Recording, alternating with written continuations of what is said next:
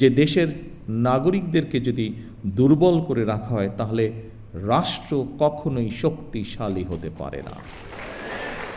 জনগণের রায়ে সরকার গঠনের পরই নির্বাচনী প্রতিশ্রুতি বাস্তবায়নে দ্রুত পদক্ষেপ নেওয়া হয়েছে বলে জানিয়েছেন প্রধানমন্ত্রী ও BNP chairman Tarique Rahman.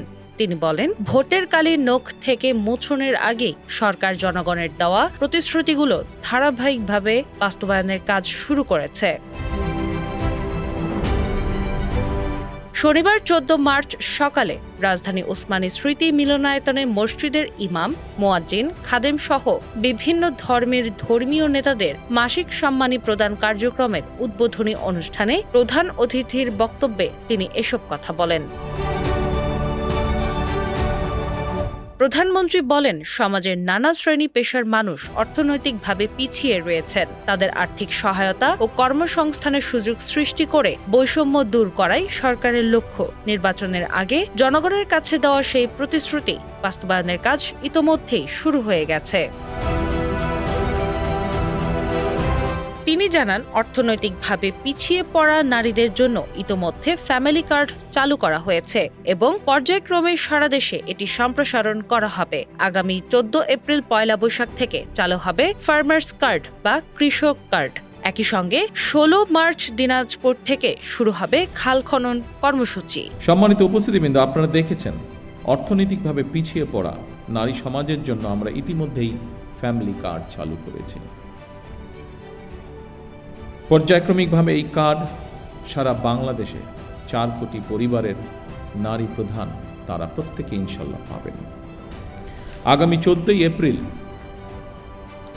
14 April তথা পয়লা বৈশাখ থেকে আমরা ইনশাল্লাহ ফার্মার্স কার্ড বা কৃষক কার্ডের পাইলট প্রজেক্ট চালু করব। ইনশাল্লাহ আগামী 16 মার্চ দিনাজপুর থেকে শুরু হচ্ছে আমাদের খাল খনন কর্মসূচি। তারেক রহমান বলেন, আজ থেকে ইমাম, খতিব, মুয়াজ্জিন সহ অন্যান্য ধর্মের ধর্মীয় নেতাদের জন্য আর্থিক সহায়তা কর্মসূচিও চালু হলো। প্রথম পর্যায়ে পাইলট প্রকল্প হিসেবে দেশের 4,908টি মসজিদ, 990টি মন্দির এবং 144টি বৌদ্ধ বিহারের মোট 16,992 জন ধর্মীয় নেতা মাসিক সম্মানী পাচ্ছেন।